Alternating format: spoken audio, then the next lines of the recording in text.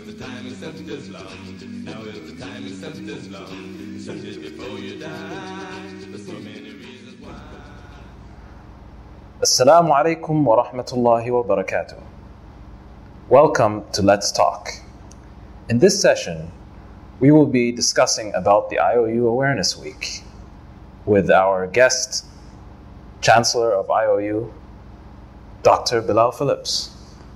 Assalamu alaikum wa rahmatullahi wa barakatuh. Wa alaikum assalam wa rahmatullahi wa barakatuh. So, Sheikh, what is the purpose of this IOU Awareness Week? Well, the obvious purpose is to make people aware of IOU, I mean, as the title implies.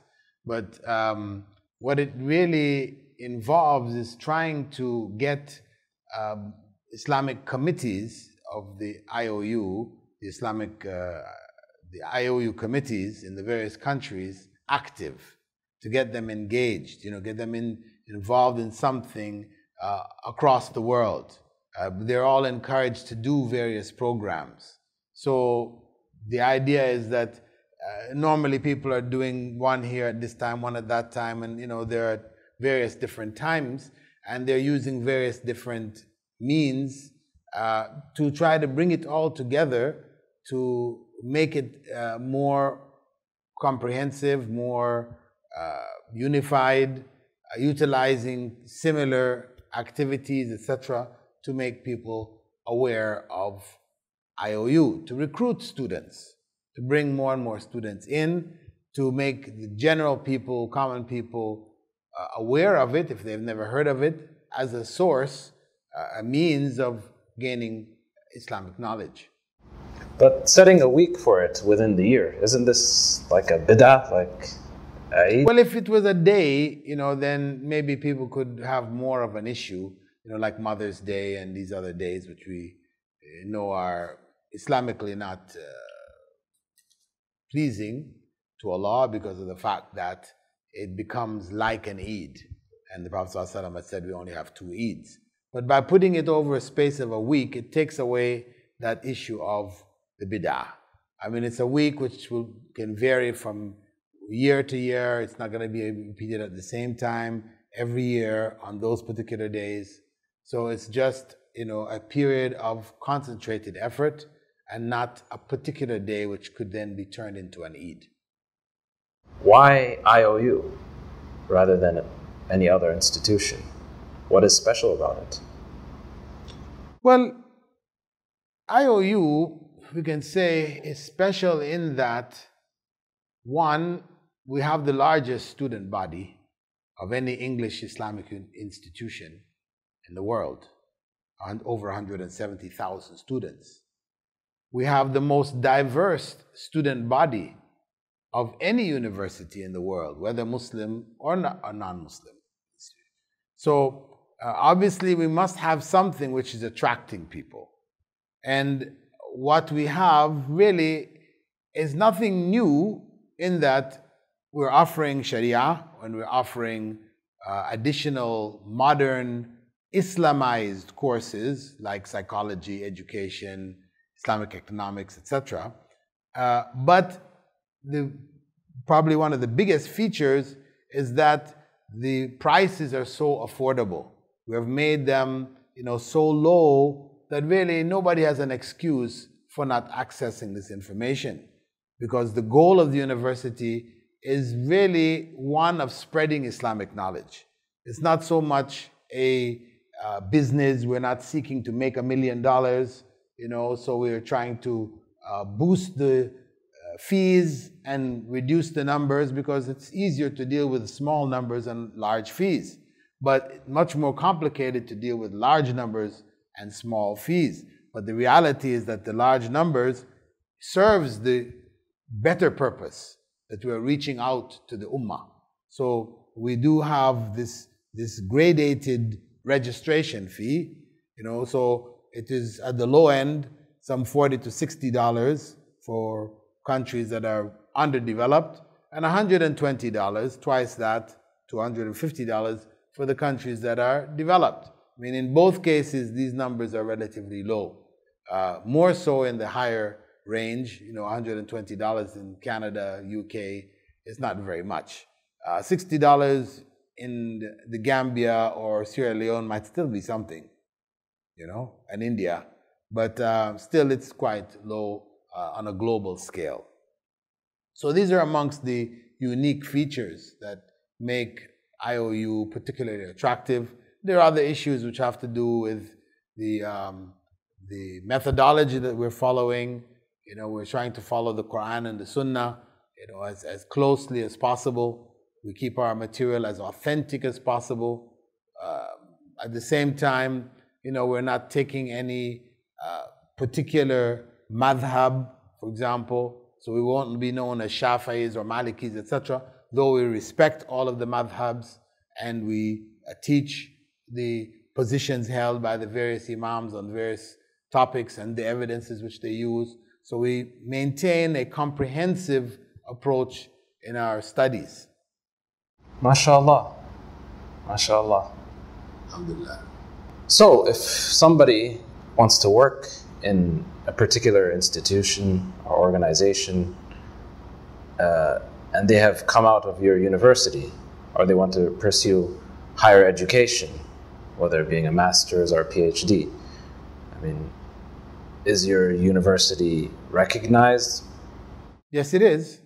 The IOU has official governmental recognition in 4 locations currently.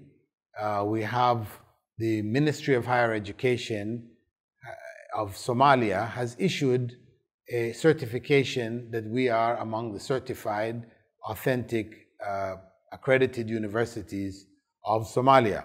Likewise, we have exactly the same from Guinea-Bissau.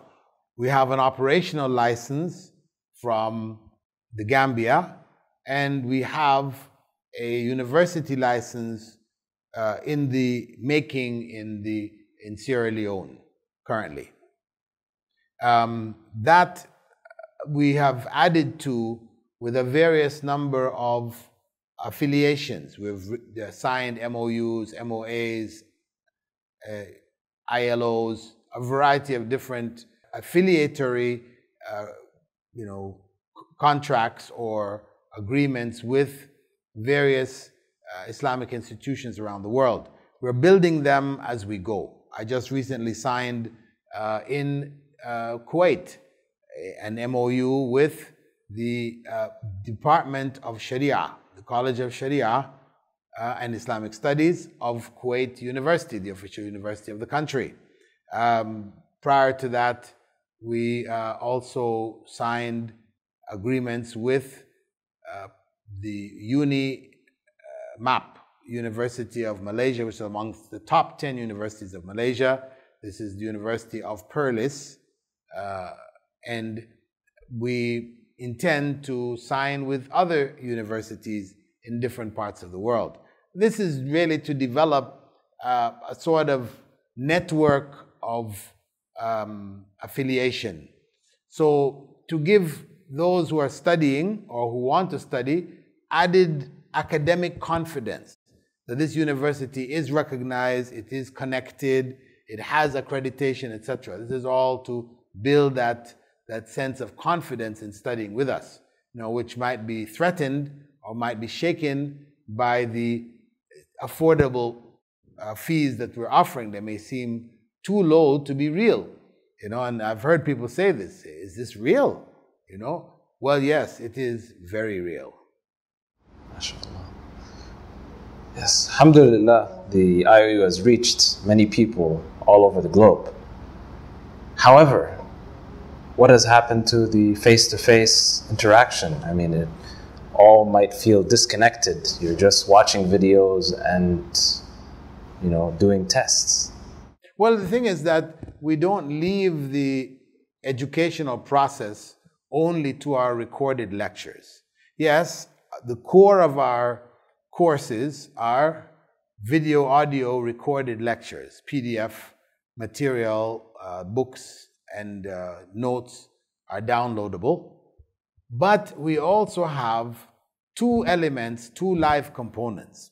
One, we have live TAs, tutorial assistants, who, for every subject, come on for 2 hours every week and answer the questions of students. So they have a live interaction section. Also, we encourage the students to join with each course, to join a forum. There is a forum set for every course where students can get together and discuss, the contents of their courses and issues that they're faced with. And this is supervised by the tutorial assistants. So there is that live element from what we may call cooperative learning or group learning, as well as through the TA who provides a sounding board, a place where students can ask the questions concerning the topics that they're studying.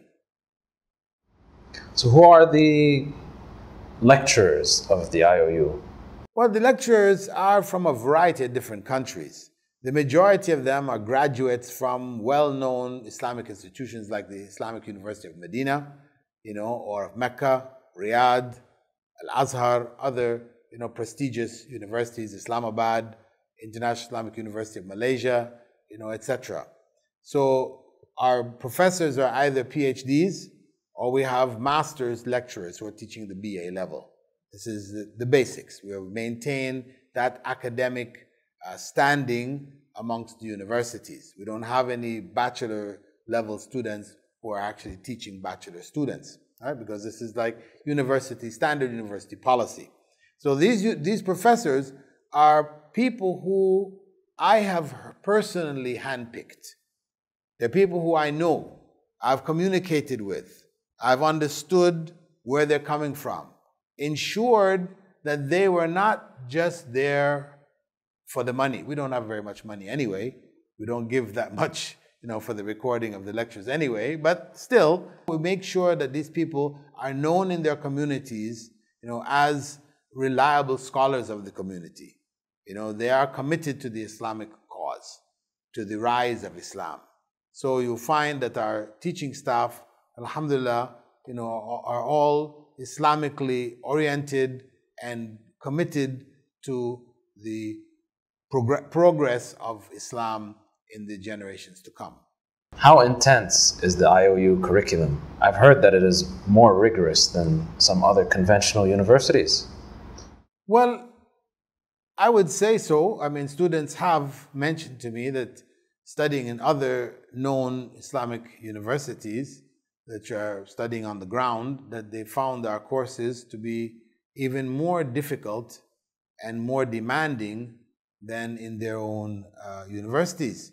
And one of the questions which one of the heads of one of the Islamic organizations had asked me recently when I was telling him about the university, he asked, what percentage of students graduate? I felt shy to say to him that it looks like about 10% of those who joined the course, when we look at the first batch, was about 250 students, and those who graduated from that first batch was about 22. They graduated in February, and maybe we have another 10 coming, so there may be about 30 students will graduate, will have graduated from that 250. So I felt shy to say that. But he said, that's good. That's proof that your program is a solid program. Because if you had told me, this is what he said to me, if you had told me that out of the 250, 200 have graduated, I would say, it's a weak program. That's clear evidence that the program itself is not that rigorous. But the fact that only 10% were able to get through, it means that this program is not a joke. And it truly isn't. It is a BA level, rigorous course of study. Of course, some people in comparing it, to say, okay, how does it stand up against Medina, or Mecca, or Riyadh, or Al-Azhar? How does it stand up where they're studying in Arabic? Obviously, the course will not be on the same level from the Arabic perspective and the Arabic understanding. But in terms of the overall content, it's the same. But the depth of study will not be the same. If you have studied all of this in Arabic, because that's the original language of Sharia. So naturally, you are going to be able to get to a deeper level than you will in English. But still, English will give you the basic understanding and give you a sufficient foundation that you can continue to build on. It is known that the requirements for joining BA level courses is having a high school certificate. But do you have any other considerations for people who do not have? Well, we plan to develop a general education diploma, the GED, for those people who are school dropouts, that they will be able to do this. This will be equivalent to high school, that will then allow them to go in. We're also planning to upgrade our free diploma, which is now of no academic value, to give it academic value, to restructure it and make it what we would call a madrasa degree, a grade 12 from the madrasa. And then with that, you can go into the college and study with us. We're working on those two projects. But at the same time, we have what they may call a jumpstart program or a dual credit program, where students, and they have this already in America and some other countries, where students who are in grade 9, or grade 10 are allowed to take courses from the university. Obviously they can't take a full course load. They can't do the two. I mean, unless the person's a genius or something like this, right? But the average person may be able to take 1 or 2 courses. So over those 3 to 4 years, they could complete at least the first semester of the bachelor's degree. And we will give them those credits if they graduate from high school. If they don't graduate from high school, they don't have those credits. They have the course, they've done the course material, they've passed the course, we'll still give them a record that they've done that, but it wouldn't be counted as university credits unless they got their high school degree. What are the demographics of the IOU? We have about 50-50 males and females. At one point I thought there were probably a lot more females than males, because when I looked at the scores of the top 10 students over the 4 years of study, and I saw that 80% were women. Even in fact, there were 2 semesters in which it was 100% women. Not a single male made it amongst the top 10. I felt probably it's because the majority are women. But then when we went back and actually looked at the true demographics of the student body, we found that it was 50-50. It's just that they have outshone the men. Given that opportunity, women shine in this course of study. And the men, it could be other factors, because we deal with the fact that many of the people who are studying among the men are professionals. So they're studying in their spare time. Whereas women, you may have more women who are studying full-time. They're studying full-time.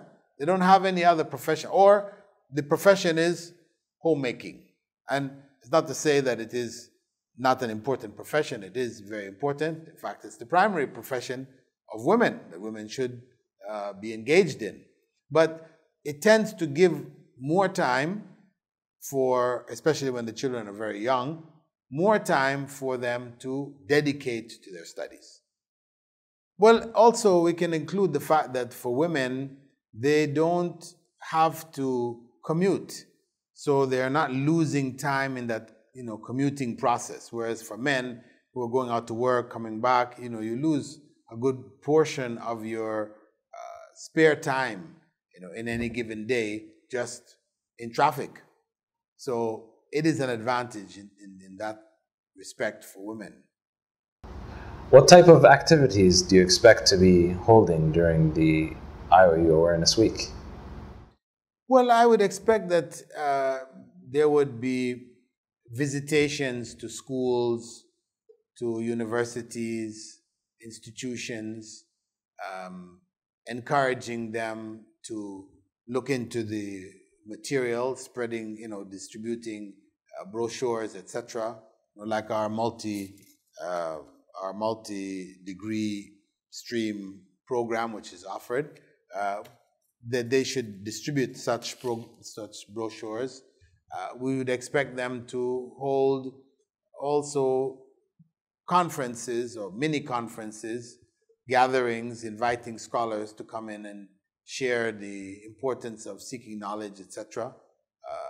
We expect also in some places that they will produce some Islamic related items which are from the IOU, like T-shirts with the IOU logo on it, cups, and a variety of other things would be made available to the public as a means of bringing the IOU closer to them. They will keep it, take these things home, whatever, and these will be reminders of the Islamic Online University and what we're doing.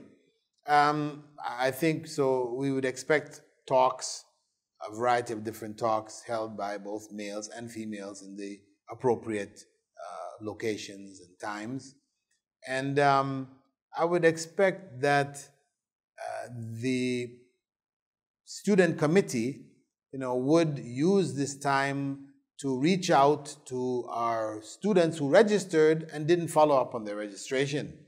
This would be a concentration period in which all the student committee members would participate in trying to reach out to those who fell by the wayside, fell through the cracks, who didn't make it forward.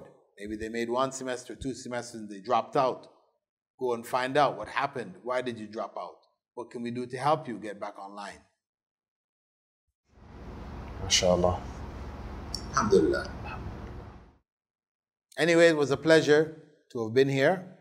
And I do hope that the viewers will participate, or you are already participating. This is being shown in your activities, that you would take the Awareness Week seriously and make an effort. Each and every one of you make a concerted effort to engage the rest of the public with the information about the Islamic Online University, especially considering that we're no longer Sharia focused, that we're only offering Sharia. Now we've got Arabic, we've got education, we've got Islamic banking and finance, we've got psychology, we'll be adding information technology and business administration. So all of these new additions takes the university from the standard Sharia approach to a more comprehensive study approach, touching on subjects which are vital to the Muslim communities and presenting these subjects from an Islamic perspective. Because even though you might be studying education, you'll still have to study some subjects from Aqidah, from Fiqh, from Hadith, from Tafsir, etc., from Sirah, etc., etc. And with that, I'll now turn the podium, or not the podium because we're not on the podium, but I will turn the mic over to our announcer, Usama, to close this brief presentation about IOU Awareness Week. Jazakumullah khair for watching our program. We hope that you have benefited from this discussion, and may Allah make your efforts successful in spreading the knowledge and awareness about IOU and fulfilling our motto, changing the nation through education. Assalamu alaikum wa rahmatullahi wa barakatuh.